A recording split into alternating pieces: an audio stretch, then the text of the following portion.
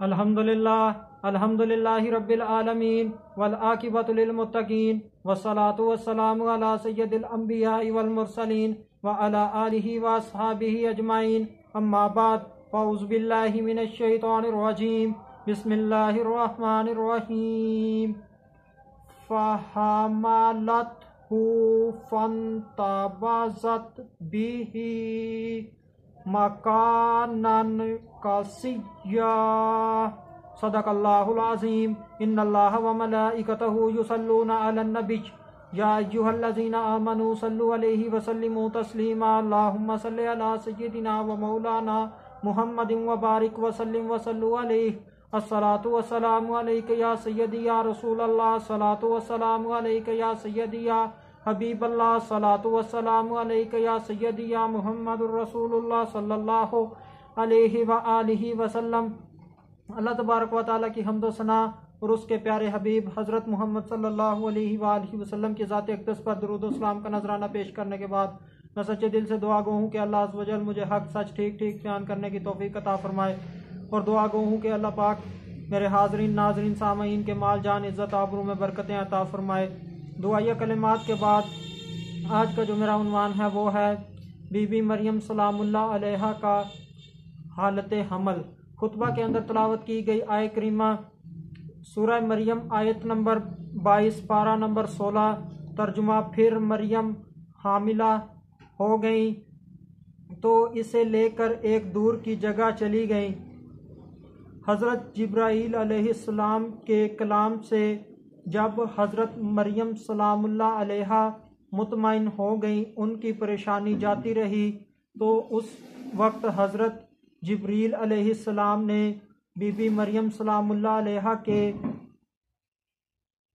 گریبان میں یا آستین میں یا دامن میں یا منہ میں دم کیا، جس کی وجہ سے بی بی مریم سلام اللہ علیہا اللہ عز و جل کی قدرت سے حاملہ ہو گئیں۔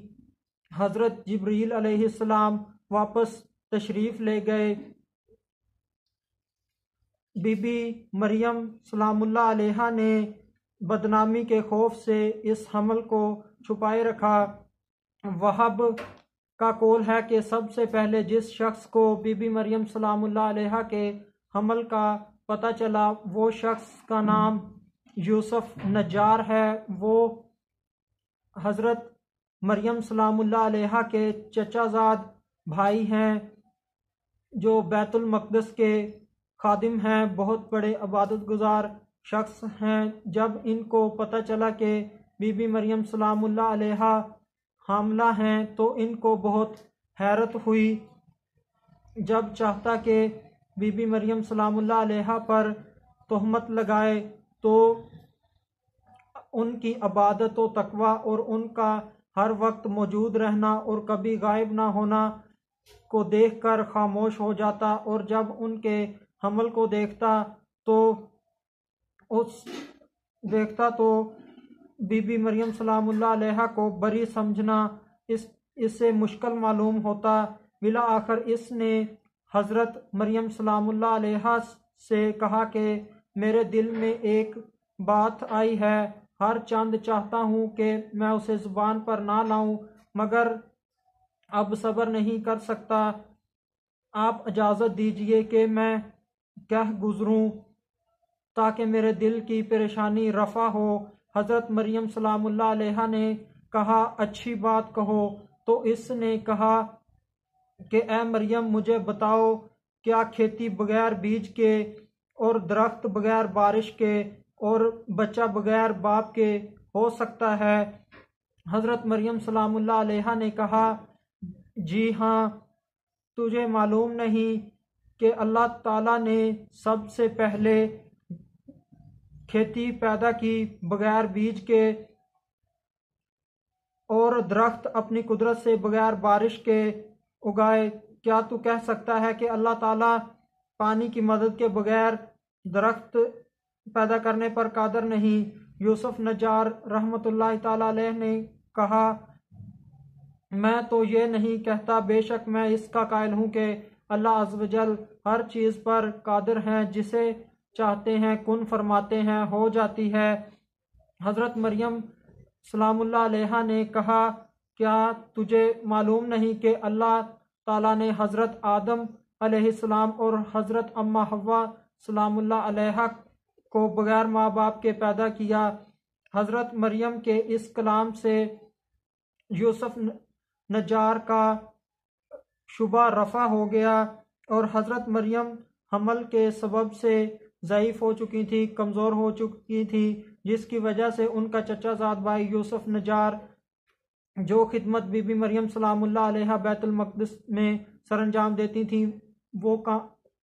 تھیں ان کے کام اب یوسف نجار رحمۃ اللہ تعالی علیہ کرنے لگے۔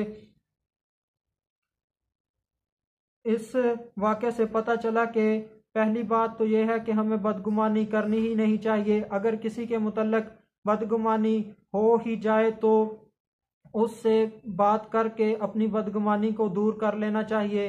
ایسے نہیں کرنا چاہیے کہ اس سے بات کیے بغیر ہی ہم دوسروں میں اپنی بدگمانی کو پھیلا دیں۔ اور اس واقعے سے یہ بھی پتہ چلا کہ پاک دامن عورت کے اوپر بہتان نہیں لگانا چاہیے۔ جب مریم کو حمل کے آثار ظاہر ہوئے، اللہ عز و جل نے حضرت مریم سلام اللہ علیہ کو الہام کیا کہ وہ اپنی قوم سے چلی جائیں، اس لیے وہ بیت اللحم میں چلی گئیں۔ جب حمل کو 8 ماہ ہو گئے تو حضرت سیدنا عیسیٰ روح اللہ کی ولادت کا وقت قریب آیا اور وضع حمل کے آثار ظاہر ہوئے۔ اس وقت مریم شہر ایلیا سے 6 میل دور جنگل میں بیت لحم کے مقام پر تشریف لے گئیں۔ اللہ تبارک و تعالیٰ سے آخر میں دعا ہے کہ اللہ عز و جل ہمیں اپنے ان پیاروں کے صدقے سے ہماری بے حساب بخشش فرمائے۔ وما علینا الا البلاغ المبین۔